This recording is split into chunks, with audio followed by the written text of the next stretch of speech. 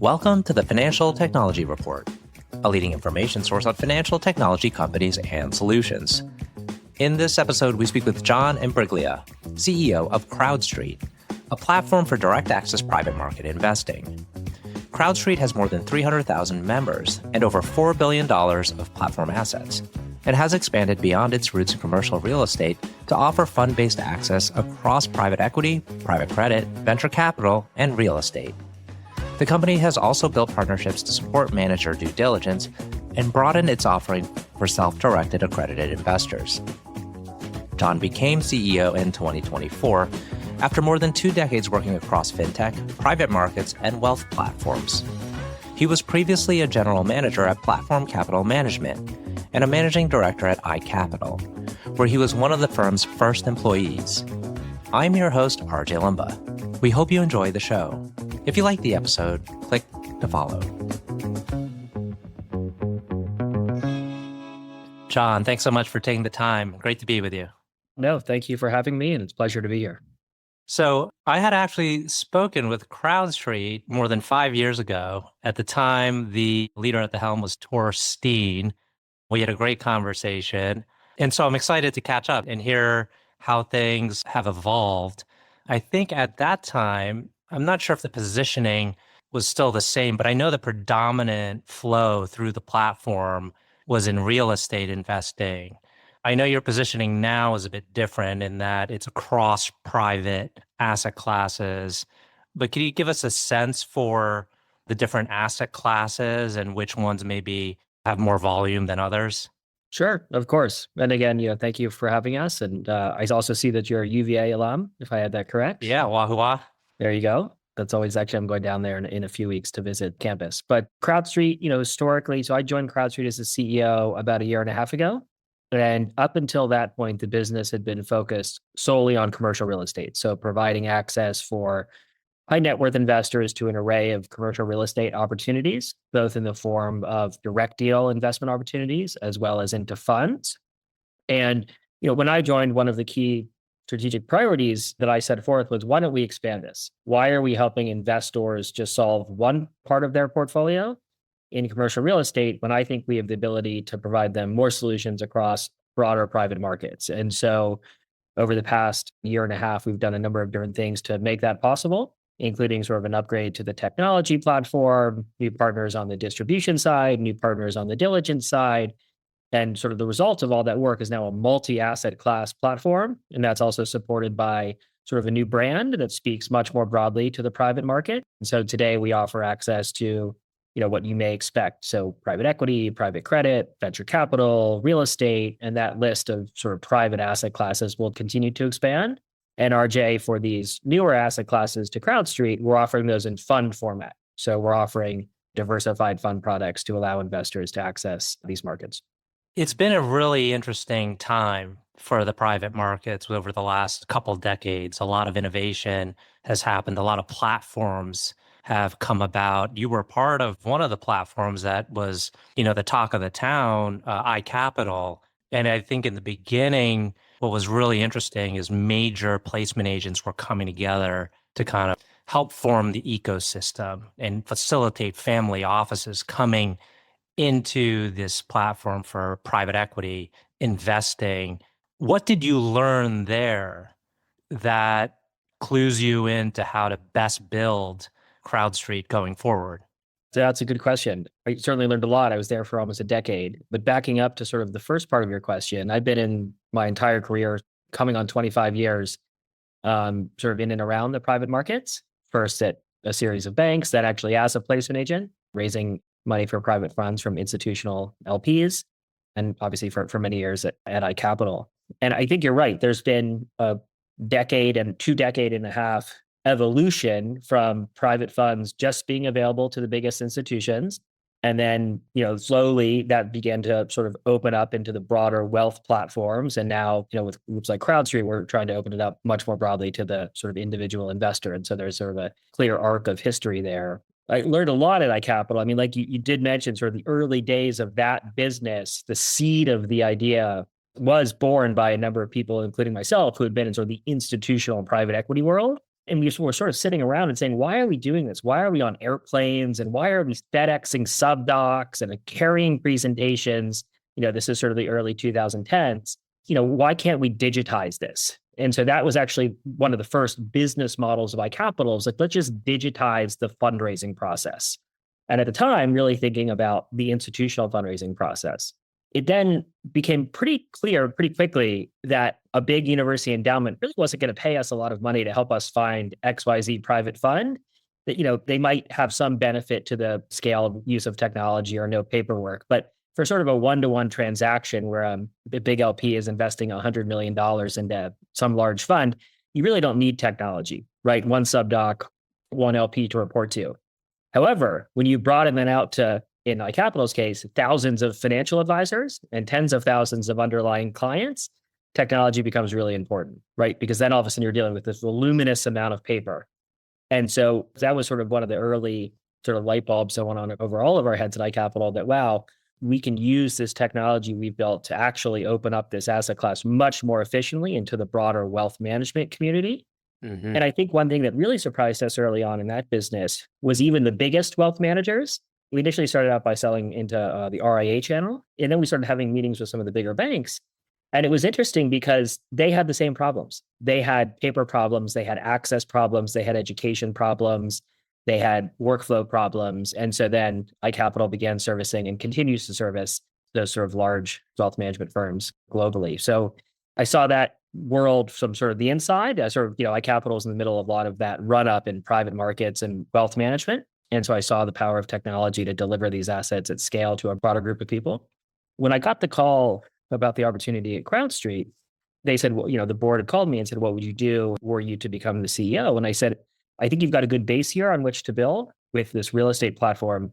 But in sort of the arc of history we were talking about, I think this is the next leg of the stool. So if I'm a private fund manager and I historically would call on institutional limited partners, and I've sort of mapped that universe, now I've sort of mapped the wealth management universe, the big banks, the RIAs, et cetera. What about this whole universe of what we call self-directed investors, the folks who don't call their financial advisor to buy NVIDIA, they go to Charles Schwab or Fidelity to buy NVIDIA. Why doesn't that exist in the private markets? And what is the solution for those people? And so that's what got sort of me and gets the team here excited, which is sort of providing that we believe huge subset, millions of Americans we believe want to invest in this way, to provide them a platform where they can responsibly research, access, due diligence, and invest in private market strategies that may make sense for their portfolio. And so it's really an extension of all I've learned in kind of my career and certainly the time at iCapital, and just sort of building into this new channel of investors. We've had on this podcast or other podcasts a handful of other platforms related to private investing, and you get different strategies. One could be what you're talking about, making accessible different asset classes within the private space. Others are point solutions, like we're only doing tax efficient investing, or we're only doing a certain type of debt product. People approach it differently. I guess, why are you convinced that going broad, that's the right strategy? I think from our perspective, we think about one of our core goals is to help our members achieve their financial objectives, particularly in the private markets. And if you start there, and we start there as a company, and so that sort of informs all of what we do, sort of servicing the needs of our customer through that lens. And if you think about it that way, it actually doesn't make sense to just offer one asset class, because if I'm an investor, why should I have to go to this platform for private equity or this platform for private credit? By the way, these platforms don't speak to each other. Wouldn't it be nice if I could go to one place and access all the education, all the due diligence, and all the offering set that I would like? And so from our standpoint, it was sort of that guiding star of helping, again, our customers with their investment objectives and giving them one place to access an array of strategies, as opposed to sort of forcing them to go to multiple platforms to access different opportunities. One of the challenges is always maintaining high quality deals on the platform. So how do you ensure you get the best private company deal, the best private fund deal, the best real estate deal? Yeah, I like to not speak in certainly sort of superlatives when it comes to private markets. So I don't try to use the term best, but right. I certainly follow the question. There's a few different ways we think about it. One, We obviously knew that due diligence was critical to what we were doing. Access due diligence, investment due diligence, operational due diligence, general education, and market awareness, as opposed to when I joined saying we're going to build that entire team in-house, hire research experts in private equity and private credit, venture capital. We sort of went out and met with a number of investment consulting firms. So these are firms that help institutional investors navigate the markets and help them with manager selection and portfolio construction. And so and this is a public partnership. We've entered into a partnership with a group called Callan, Callan. They're a top 5 by size investment consultant globally. They advise on trillions of dollars of assets. They've been around for 50 years. It's a private partnership based in San Francisco. So from a diligence standpoint, they are our diligence team. And so they help us with sourcing, education, manager due diligence, ongoing monitoring. So sort of from a quality standpoint, our members are now benefiting from the thought and the guidance and the diligence that is the same thought, guidance, and diligence that Callan gives to its insurance company LPs or its university endowment LPs or its state retirement plan LPs. So that's one way we think about, sort of quality, which is that sort of Callan backstop. Another way we think about this is we have to work what we prefer or we aim to work with firms who sort of believe in our vision of sort of opening up this self-directed market. And so while, we've raised about $4.5 billion on the system to date, which by the way, we think, we can get much larger than that. But, for many of the private fund managers we're working with, and we have publicly announced relationships with, for example, Nuveen and Stepstone, these are very large firms that are raising a lot of money across their various strategies in both the institutional and the wealth management community. So to put this sort of slightly more bluntly, they don't necessarily need our money today. Raising money is not their problem, but they believe in our channel as a long-term partner distribution channel for them. And so they're willing sort of to take the time to go through our diligence process and work with us because they believe in our vision of enabling these types of investors to access a broader array of products, again, in a really thoughtful manner. And so I guess those are two of the ways we think about it. We're not an advisor. We're not telling our clients what to buy. It's very different than we're not a financial advisor. We're not a wealth management firm. And so when we think about the term best to you might be very different than best to me. And so that's part of the goal of offering a diverse menu. So to allow investors, we sort of meet them where they're at. They're newer to the private markets. We want to give them the opportunity to buy a handful of funds and make that a very diversified portfolio in a relatively efficient manner. Or if they're very experienced in the private markets, hopefully they can find things on our system that are a little more niche or emerging or, slightly more targeted than a broadly diversified fund.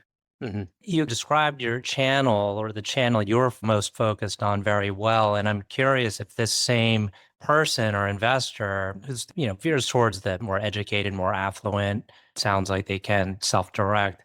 How much are they going into these other platforms? Maybe it doesn't matter because they can work across multiple platforms.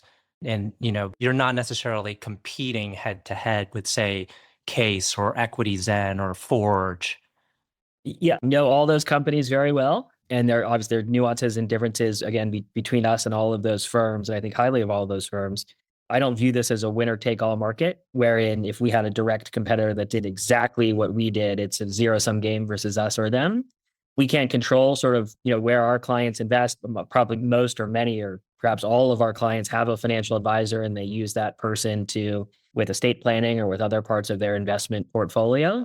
What we would aim to do is create sort of such a great user experience through our technology, through the offerings, through the diligence, through the education, that we capture some market share of their investment activity. But at the moment, we are not a wholesome service. We don't provide access to public investing. We don't provide estate planning services or other wealth management related services. So I would expect that many of our clients have other platforms or advisors that they choose to work with. I think over time, much like you've seen in other parts of the fintech platform world, and certainly like you've seen in the private markets broadly, there will be consolidation in our space where firms like us will link up with, acquire, partner with groups that do something else for similar investors to provide sort of a more wholesome set of services in the one-stop shop.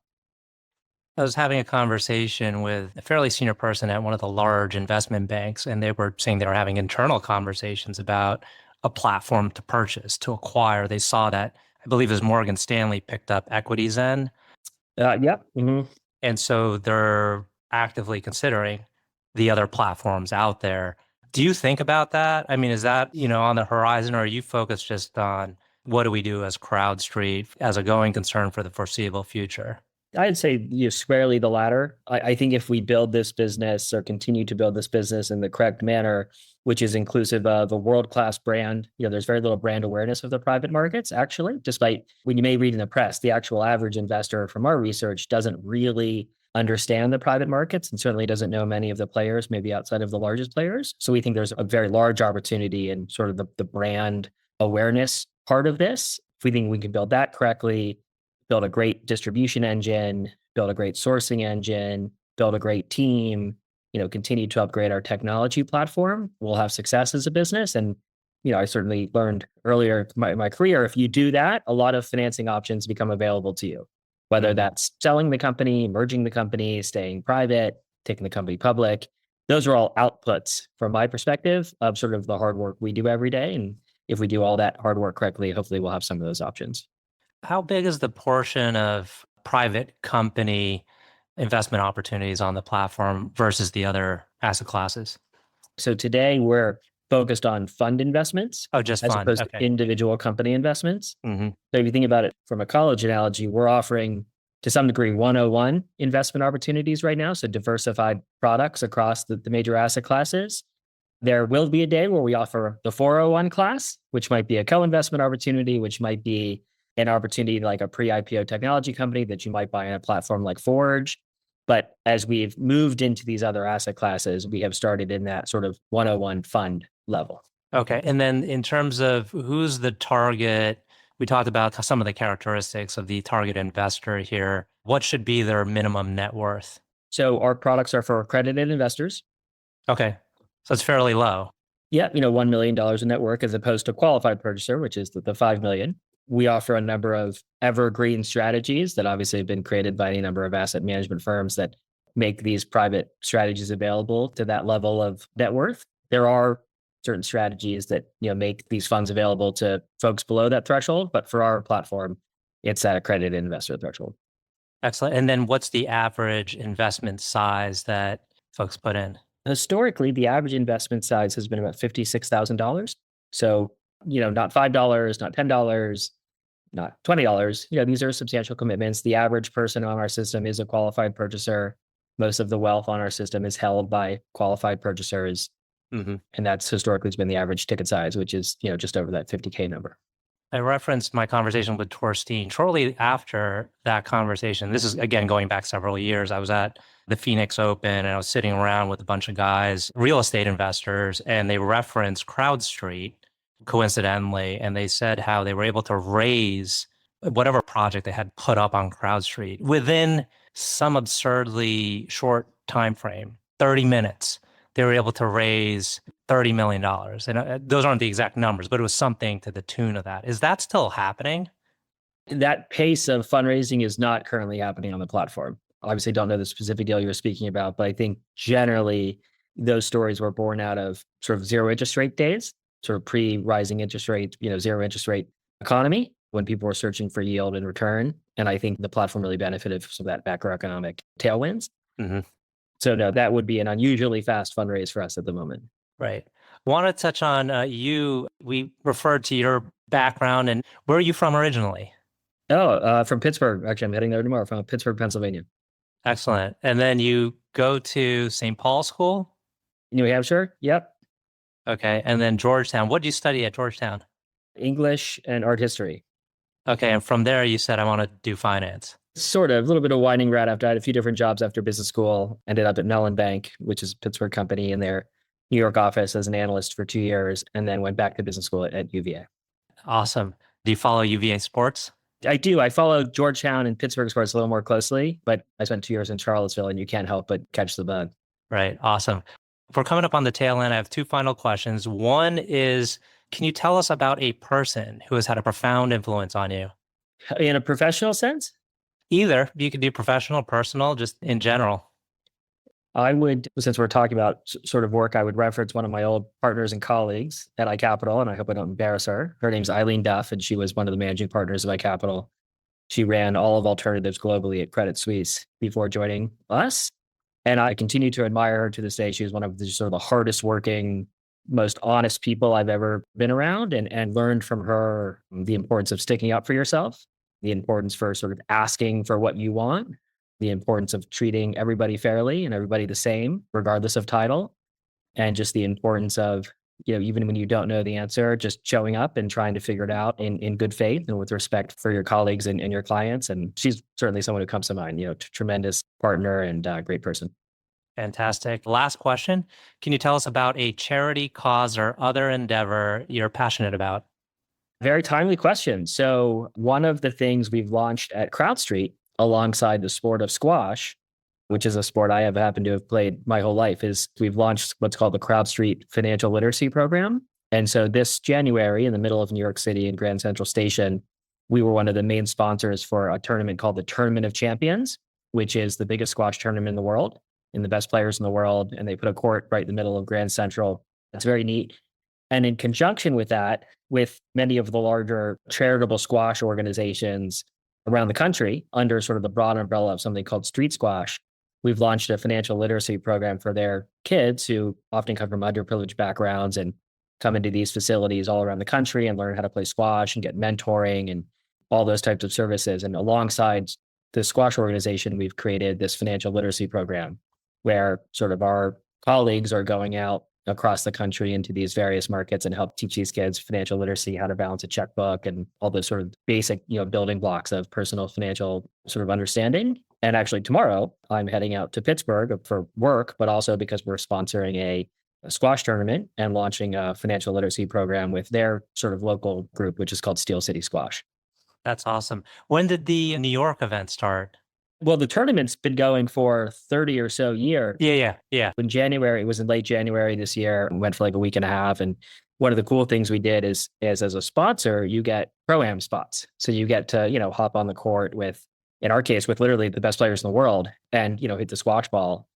And, most people give them to clients, and which is a natural thing to do, right? Or colleagues. We gave our spots to kids from Street Squash and City Squash, which are two New York City organizations. That was pretty cool. These kids came in, and squash is a small sport, but it's a growing sport. It's going to be in the Olympics in 2028. And for these kids, this was a chance to, on whatever sport you play, to get on with, the best player in the world. And the players were great and the organizations were great. So that was kind of a neat deal. Amazing. John, thank you so much for taking the time. It's been a great conversation. It's my pleasure. I hope we get a chance to do it again.